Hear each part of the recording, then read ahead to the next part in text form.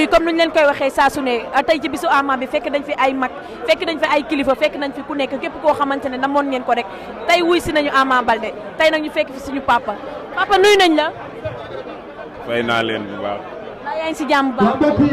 maa ngi sant borom Touba. papa tey ñu ñëw gis la ci bisu Ama Baldé bëggoon na ñoo xam seen relation yéen ñaar.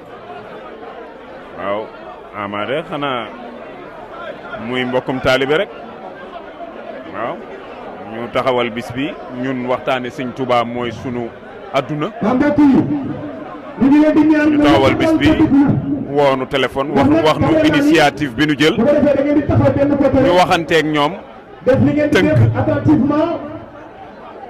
ma jox leen sama kàddu ni leen dinaa fi ñëw Ama nag xam naa ko ndax sëñ Abdou Karim Mbacke mu sëñ Fallu mooy sëriñam mooy sama sëriñ waaye nag relation bi demeewul noonu man li may yëngu rek mooy waxtaane Cheikh Ahmadou Bamba dañ maa woo ngir ma waxtaanee leen sëñ Touba ci ndogug li ma wax leen ci conditions yi ñu koy defee ñu mën ko rek ma ñëw loolu moo ma indi.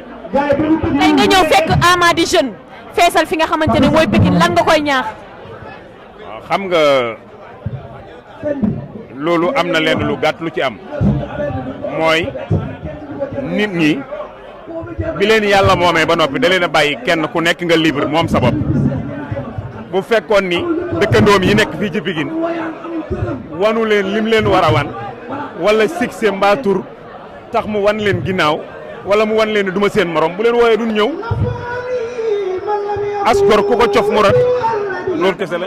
jaajëf.